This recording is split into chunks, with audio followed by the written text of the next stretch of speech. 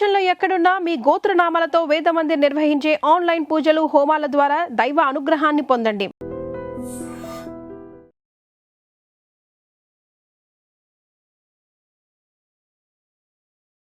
నమస్కారం, welcome to I dream. ధర్మ మార్గం విత్ విజిత కార్యక్రమానికి స్వాగతం.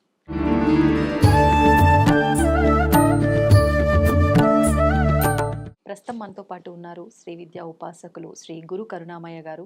గురువుగారి గురించి నేను ప్రత్యేకంగా చెప్పాల్సిన అవసరమే లేదండి. ఎంతో మందికి మంత్రదీక్షలు ఇవ్వటం జరిగింది. నిజంగా ఎంతోమంది కుటుంబాల్లో ఉన్న ఇబ్బందులను బట్టి వాళ్ళు గురువుగారి దగ్గర మంత్రదీక్ష తీసుకోవటం వల్ల వాళ్ళకు తెలియకుండానే ఆ కష్టాలని దాటేసి ప్రశాంతమైన జీవితం అనుభవిస్తున్నాము అని చెప్పిన వాళ్ళు కూడా చాలామంది ఉన్నారు. అసలు నిజంగా గురువుగారితో మంత్రదీక్ష తీసుకోవడానికి ఎదురు చూస్తున్న వాళ్ళే చాలామంది ఉన్నారు. స్వతహాగా అది నాకు ఎలా తెలుసు అని అంటే చాలామంది నన్నే అడగటం జరిగింది, గురుగారు ఎప్పుడు వస్తారు, ఎలా కలవచ్చు, ఎలా గురుగారిని అప్రోచ్ అవ్వచ్చు, మేము వారి దగ్గర ఇలా తీసుకోవాలి అనుకుంటున్నాము అని చెప్పి. అందుకనే నేను ఇంత గట్టిగా ఖచ్చితంగా చెప్పగలుగుతున్నాను. మరి ఎన్నో విషయాలు మనకు కూడా, మన ప్రేక్షకులందరికీ కూడా మంచి మంచి విషయాలు వచ్చినప్పుడల్లా వారు వివరిస్తూనే ఉంటారు. ఇప్పుడు కూడా అందులో భాగంగా కొన్ని మంచి మంచి విషయాలు గురుగారితో మాట్లాడి తెలుసుకునే ప్రయత్నం అయితే చేద్దాం. నమస్కారం గురుగారు. నమస్కారం అండి. గురుగారు, ఏం చేసినా అంటే మనం ఫలితం చేసినా ఆశించకుండా చేసినప్పటికీ ఒక నమ్మకంతో అయితే ఖచ్చితంగా చేయాలి, భగవంతుడి పైన నమ్మకంతో. ఆ నమ్మకం అనేది పరిస్థితులను బట్టి ఉండాలంటారా? అంటే కొన్ని కొన్ని సిచ్యువేషన్స్ని బట్టి కొన్ని కొన్ని నమ్మకాలు ఏర్పడుతుంటాయి, కొన్ని కొన్ని నమ్మకాలు పోతూ ఉంటాయి. ఎలా ఉండాలంటారు? దీంట్లో భక్త రామదాస్ అలాంటి ఒక గొప్ప భక్తుడే, ఎవడబ్బా సొమ్మని కొలుకుతూ ఉన్నామని ఒకసారి నమ్మకం సడలినప్పుడు కొడుతూ ఉంటే, కించిత్ నమ్మకం సడలడం సహజం. మరి ఈ బాధ భరించకపోతే పోతుంది. కానీ విచక్షణ విజ్ఞత అనేది ఎప్పుడు ఉండాలి.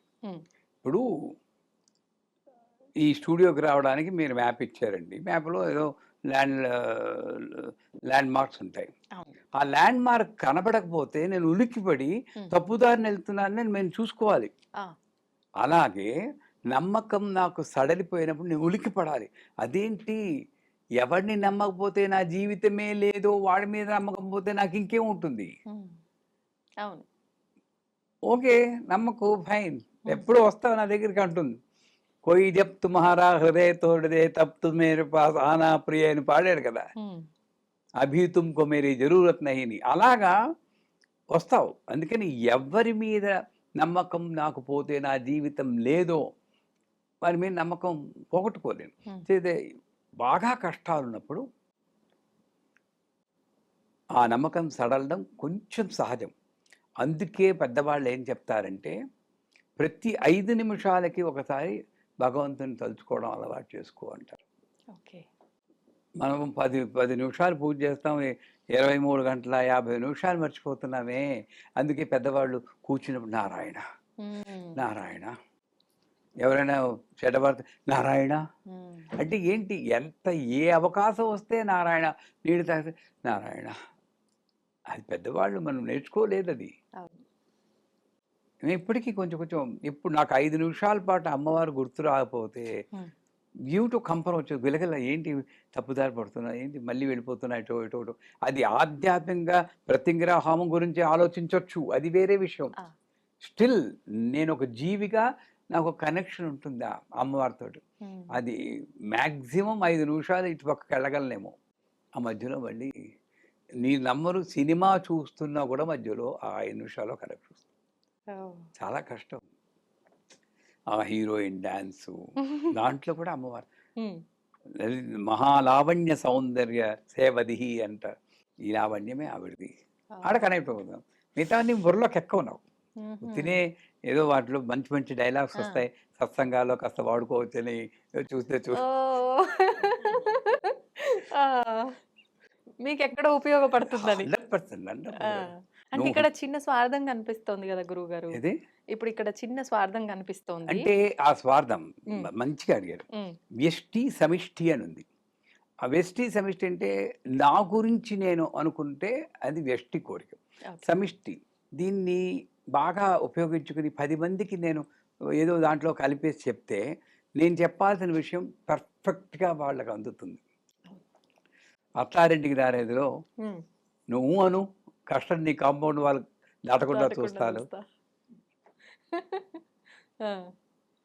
భక్తి లేని వాడికి గురువు చెప్పేది నువ్వు అను, కాకపోతే కష్టం కాంపౌండ్ వాళ్ళు ఇక్కడ నుండి అక్కడికా, అక్కడ నుండి అక్కడికా చెప్పలేదు డైరెక్టర్.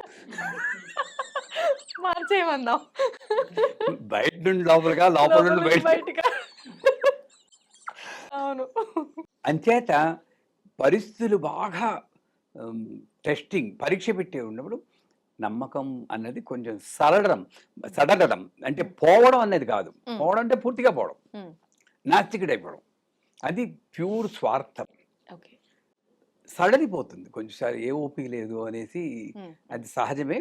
నారాయణ శబ్దం, నారాయణుడు భక్తిని పెంచుతూ ఉంటారు. స్థితికర్త కదమ్మా. నారాయణ నారాయణ నారాయణ నారాయణ నారాయణ 5 నిమిషాలకు ఒకసారి నారాయణ నారాయణ. మీరు అనుకోవచ్చు చూసేవాళ్ళు, అదేంటి లలితాదేవి భక్తులు అనుకున్నారు, నారాయణ పార్టీ మార్చేసాడేమో అనుకుంటున్నారేమో. అందరూ ఆవిడే, పద్మనాభ సహోదరి. ఆయన తలుచుకుంటాం అన్నమాట. నారాయణ నారాయణ నారాయణ నారాయణ అంటే భక్తి అలాగే ఉంటుంది. నమ్మకం అన్నది కించిత్తు తగ్గదు. నా జీవితంలో ఇక్కడి నుండి మెడ్రాస్లో పుట్టిన 1953లో పుట్టినటువంటి ఆ సుబ్బారావు అన్న వ్యక్తి యొక్క జీవితానికి ఇలా తిరిగి కాంచీపురంలో ఇప్పుడు వెయిట్ చేస్తున్నటువంటి గురు కరుణామయ్యకి ఈ మధ్యలో ఎన్ని ఒడుతుడుకులు ఉండేవమ్మా. ప్రతిసారి అక్కడికి వెళ్ళడం, ఇక్కడికి రావడం, మళ్ళీ అక్కడికి వెళ్ళడం, ఏదైనా పీక్సే. ఇక్కడి నుండి కాదు, ఇక్కడికి వెళ్ళి డన్ అని మళ్ళీ స్టార్ట్. మీరు నమ్మకం కోల్పోలేదా గురువుగారు అలాంటి పరిస్థితుల్లో? 100% ఇప్పుడు కూడా. ఎప్పుడు కాదు. అది మా అమ్మ, మా అమృతానంద సరస్వతి. కొంచెం ఎందుకు ఎలా కష్టాలు వస్తున్నాయి, అవును తీరుస్తారు నమ్మకం. సడన్లో కూడా లేదు. ఇంకా చెప్తే ఇంకా ఎక్కువ చేసేవాడిని. కసి చాలా, అస్సలు కించిత్ కూడా సరలే. అలా మేమందరం ఉండాలంటే ఏం చేయొచ్చు? అదే చెప్పాను కదా, ఎంత ఫ్రీక్వెంట్గా నువ్వు భగవంతుని తలుచుకుంటూ ఉంటావో. ఆయన ఉన్న చోట చెడు ఉండదండి. భగవంతుడు దీపం ఉన్న చోట చీకటి ఉండదు. చీకటే అపనమ్మకము, డిప్రెషను, కోపము. దీపమే భగవన్ నామము. ఆ నామం చెప్పుకుంటూ ఉన్నావు అనుకో, ఎంతటి బాగా నమ్మకం లేని నాస్తికుడికైనా సరే అక్కడ ఆస్తికుడు అవుతాయి. మా గురువు గారే 55 చిల్లర వరకు ఆయన భగవంతుని నమ్మలేదు కదా. ఒకసారి నమ్మకం వచ్చిందా, మళ్ళీ 3 కూతుళ్ళమ్మా ఆయనకి. మా బ్రాహ్మిన్స్లో కూతుళ్ళు పెళ్లి చేయాలంటే ఎంత కష్టం. నమ్మకం. ఒక్క పెళ్లి కొడుకుని వెతకలేదు, ఆవిడ చూసుకుంటారు. అందరు 3 వచ్చి వెతికి పెళ్లి చేసుకున్నారు. మా 2 కూతుళ్ళకే అంతే, నేను వెతకలేదు, వచ్చి వాళ్ళ చేతికి పెళ్లి చేసుకున్నారు. వాళ్ళకైతే పెళ్లి ఖర్చు కూడా వాళ్ళే.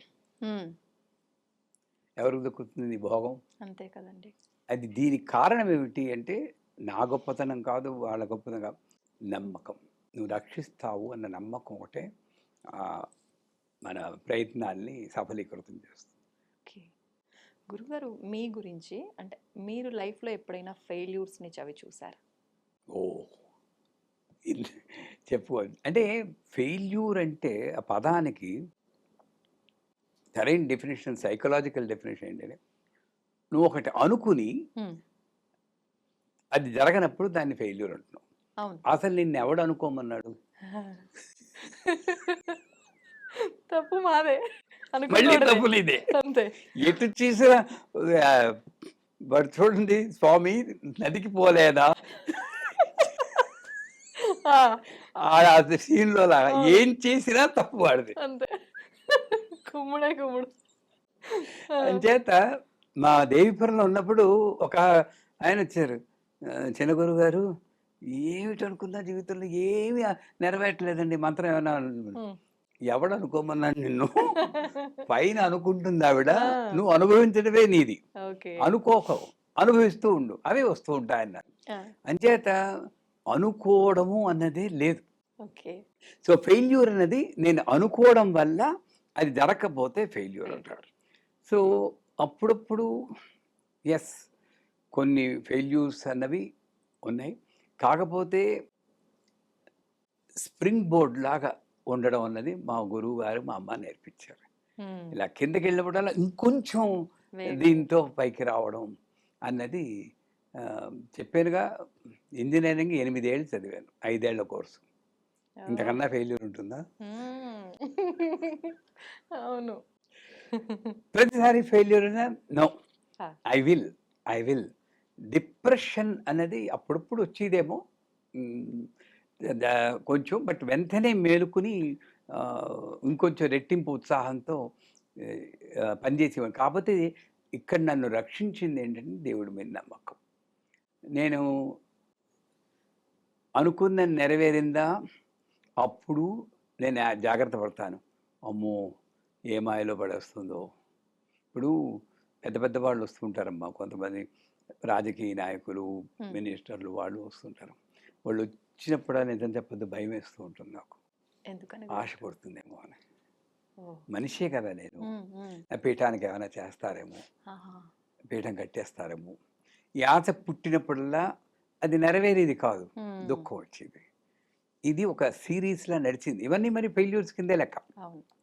కానీ ఫెయిల్యూర్ అన్నది ఒక లెసన్ అన్నది నాకు అర్థమైంది. Every failure is a lesson. From the lesson you need to learn and move forward. అంతేగాని డిప్రెషన్ అయిపోకూడదు. ఇది నాకు అమ్మవారు, నువ్వు లేచి వస్తావా, నన్ను లేపమంటావా. ఎంత చక్కగా మార్చేశారు గురువు గారు. మీరు పడుకుంటే తప్పుదారిలో పడితే లే లే లే లే లేపిది అమ్మవారు. ఆ లేపడం కోసమే కష్టాలు ఫెయిల్యూర్ ఇస్తుంది. నేనేం చేయాలి? ఇది విట్టు చూసి లేచి అమ్మో తప్పుదారి పడ్డానని నేను లేవాలి, అలర్ట్ అయిపోవాలి.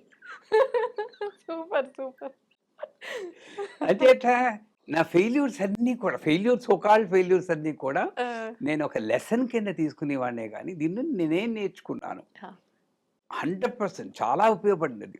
ప్రతిదీ నాకు ఒక పాఠమే అని అనుకున్నప్పుడు ఫెయిల్యూర్ నన్ను, క్షణిక బాధ ఉంటుంది, నేనే మహాత్ముని కాదు, క్షణిక బాధ ఉంటుంది. కానీ అదే తలుచుకుని కుమిలిపోవడం, యాక్షన్ లేకుండా, ఎవడు సాయం చేస్తామన్నా ముందుకు రాకుండా గొయ్యి తవ్వుకుని ఆ గొయ్యిలోనే తను పూడిపోయి అలా చేయకూడదు. ఫెయిల్యూర్స్ అందరికీ ఉంటాయి.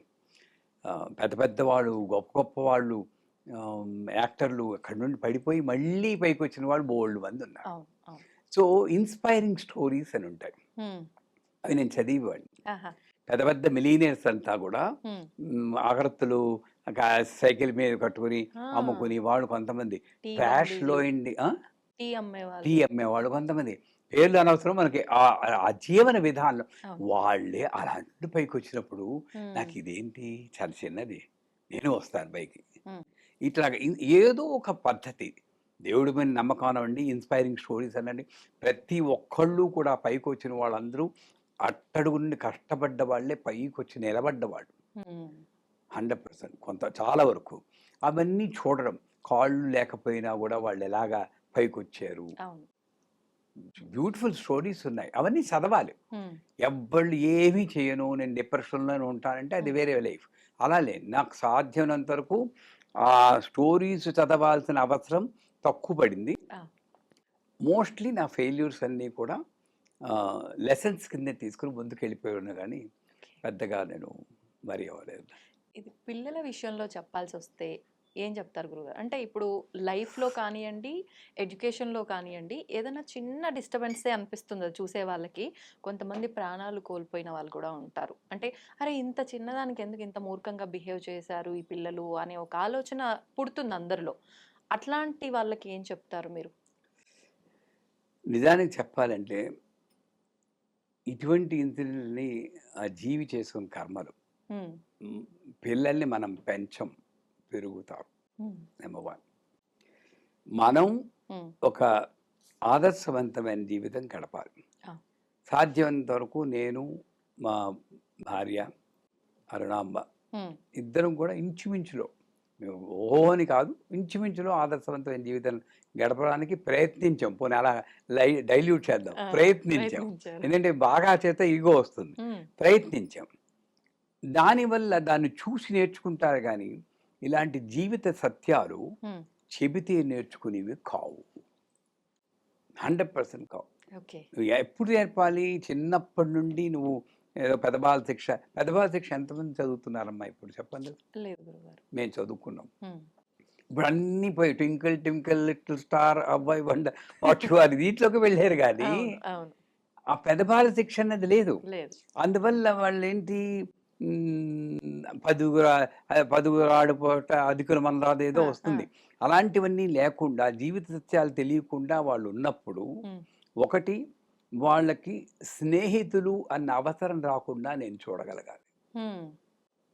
మేము వాళ్ళు చిన్నప్పుడు నేను చేసిన ఒక గొప్ప పని ఏంటంటే గర్వంగా చెప్పుకుంటాను. హ్మ్. మా పిల్లలకి స్నేహితుల అవసరం ఎక్కువ ఉండేటట్టు నేను చేయలేదు. ఓహ్! వాళ్ళతో పాటు డాన్స్ ఆడేవాడిని. హ్మ్. హ్మ్. వాళ్ళకి నాకు 27 ఏళ్ళప్పుడు పెళ్ళయింది. హ్మ్.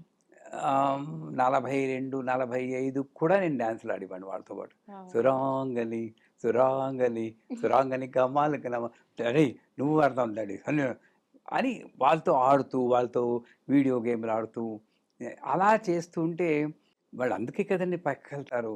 వాళ్ళకి ఆ అవసరం ఉండదు. ఉండదు. నాకు ఇంకా బాగా గుర్తు, హ్మ్. ఓ పెళ్ళికెళ్ళాను. నాకప్పుడు 17 ఏళ్ళు. హ్మ్. ప్రీ యూనివర్సిటీలో చదువుతున్నాం. అవన్నీ చెప్పాను కదా! జీవితం నుండే నేను నేర్చుకున్నాను నేర్చుకున్నారు. పుస్తకం అని ఇదే. ఎప్పటికీ మర్చిపోను. హ్మ్. నాతో పాటు వచ్చిన కుర్రాడు ఓ పైలట్ పెన్, అప్పుడు ఖరీదు కదా! ఇప్పుడు కూడా అదే ఖరీదేమో, పైలట్ పెన్ అంటారు. ఆ ఓకే. పెన్ను విరక్కొట్టేశారు వాళ్ళ నాన్నగారిది. ఓహ్! ఆ నాన్నగారు అయితే నువ్వేమన్నావు? "అక్కడ పడేయరా, తెలీదెవరు పడేసి వదిలాను." తప్పు అని చెప్పి వాడు, వాళ్ళ నాన్నగారు రాగానే, డాడీ పైలట్ పెన్ విరక్కొట్టేసాను డాడీ తెలియకుండా నన్ను. హ్మ్. ఇలా హగ్ చేసుకున్నారు వాళ్ళ నాన్నగారు. హ్మ్. మా బాబాయ్ నిజం చెప్పావు, మళ్ళీ తెచ్చి ఎప్పుడు చేయకూడదు, కేర్ఫుల్‌గా ఉండాలి, ఓకే. అది అలా ఉండిపోయింది నాకు. ఓహ్! ఆ ఫ్రెండ్షిప్ నువ్వు డెవలప్ చేయగలిగితే హ్మ్. రేపు పొద్దున్న నీకు ఇష్టం లేకుండా, నీకు తిప్పకుండా ఇష్టం లేక నీ అమ్మాయిని పెళ్లి చేసుకుని దండలతో నీ ముందు నిల్చోడు నీ కొడుకు, నీ హ్మ్. కూతురు. ఎందుకంటే పెన్ను విరక్కొట్టినందుకే నువ్వు కసురుకుంటే రేపు పొద్దున్న జీవితంలో తీసుకున్న నిర్ణయం నీతో ఎలా చెప్పుకోగలడు? అవును. ఆ ఫ్రీడమ్ ఎక్కడిచ్చావు నువ్వు? హ్మ్. నీకు ఒక open shoulder to lean on అన్నది, నేను 100% సక్సెస్ అని నేను ఎప్పుడు చెప్పుకోలేదు. హ్మ్. బట్ ఒక 50-60% సక్సెస్ అయ్యాను. ఓకే. వాళ్ళకి ఏ షోల్డర్ టు లీన్ ఆన్. హ్మ్. హ్మ్. మా అమ్మాయి, పెద్ద అమ్మాయి కింద పడినా కూడా డాడీ అంటుంది, ఓహ్! అమ్మ అంది. అమ్మ అంది. చిన్నప్పటి నుండి. తక్కువగా ఉంటారు గురుగారు ఇలా. ప్రతి ఒక్కరం అమ్మ అని అంటాం కదా! అంటే మీరు ఎంత సపోర్ట్ ఇచ్చారనేది. అంటే అంటే ఉషమ్మ మా మిసెస్ స్కూల్కి వెళ్ళేవారు టీచరు. హ్మ్. నేనే వాళ్ళకి కథలు అన్నం తినిపించడం అన్నీ నేనే చేసేవాడిని. హ్మ్. స్పూన్ పెట్టడం, రైలించను, బొగ్గు ఎలా వేస్తాడు, ఇలా తెరుచుకుంటుంది, ఇలా పెడతాడు, ఇలా వేస్తాడు. మేం చేసేవాడిని, రాత్రి కోసం వండిన అన్నం కూడా పొద్దున్నే తినిపించేది, పొట్టలు ఇలా అయిపోయి యూనిఫామ్ పట్టేది కాదు. ఓహ్! అంచేత ఆ బాండ్ ఆ! అలా స్పెండ్ చేసి పేరెంట్స్ తక్కువైపోయారు. అవును. అవును.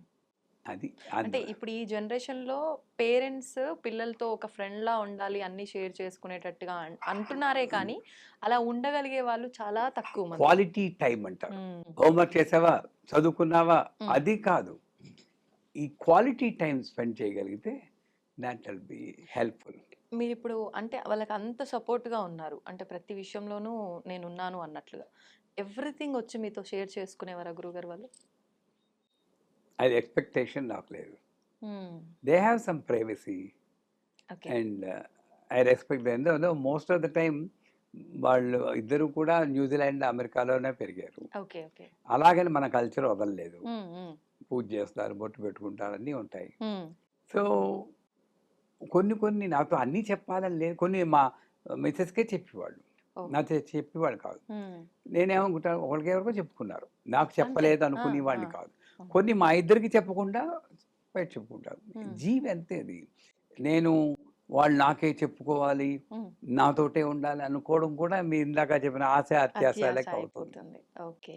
I did my duty. Hmm. Mostly I'm helpful at the time of need. Hmm. వాళ్ళకి అవసరం వచ్చినప్పుడు ఈ షోల్డర్‌లో లీన్ అవ్వచ్చు అన్న ధైర్యం మాత్రం వాళ్ళకుంది. ఇప్పటికి ఓకే. 72 ఏళ్ళు వచ్చినా a shoulder to lean on is daddy. Super. అందరి ఫాదర్స్ మదర్స్ కూడా అలా ఉండగలిగితే చాలా వరకు బాగుంటుందేమో పిల్లల ఫ్యూచర్. 100%. మా అమ్మ మా మిస్సెస్ కూడా ఏం తక్కువగా అందరూ అలాగా ఇప్పుడు అలాగని ప్రతి విషయంలోనూ వాళ్ళు దూరిపోయి వాళ్ళ సంసారంలో దూరడం. ఎప్పుడైనా అవసరం వస్తే మేము ఉన్నాను ఒక బ్యాకప్ కింద మనం ఉండగలగాలి. ఓకే. ఉంటే అప్పుడు ఈ మీరు చెప్పిన సూసైడ్లు అలాంటివి కూడా అవును. తగ్గడానికి ఛాన్స్ ఉంది. Inspiring stories. వాతావరణం కూడా మా వాయుమండలం కలుషితం అయిపోతుంటుంది. ఇళ్లలో పూజ ఉండదు, మంత్రజపం ఉండదు, ఎప్పుడో పొద్దున్న 9 గంటలు లేస్తారు అరుచుకుంటూ. ఏముంటుంది అక్కడ పాజిటివ్ అనేది చెప్పండి? వాళ్ళనే అనక్కర్లేదు, మనం ఒక వాతావరణం క్రియేట్ చేయాలి. దాంట్లో మనం ఆదర్శవంతంగా ఉంటే చెప్పాల్సిన అవసరమే లేదు మనకి. వస్తే And for more videos, Please subscribe to iDream. Please subscribe to iDream. Please subscribe iDream. And please subscribe to iDream. For more videos, subscribe to iDream. please like, share, and subscribe to the channel. Congratulations, iDream. Subscribe to iDream. Subscribe to iDream. So subscribe to iDream Media. iDream ki iDream team అందరికి huge congratulations. Please subscribe iDream Media. Please subscribe to iDream. Subscribe iDream. Please subscribe to iDream. iDream అంటే నా కళల ఛానల్ను subscribe చేసుకున్న నోరు తిరుగుతలేదు, మీరైతే గంట గుర్తు కొట్టండి. For more such videos, please subscribe to iDream. Subscribe to iDream. Please subscribe to iDream. Please subscribe iDream Media. Please do subscribe to iDream. Please subscribe to iDream Media. For best entertainment and information, please subscribe iDream. And don't forget to subscribe to iDream.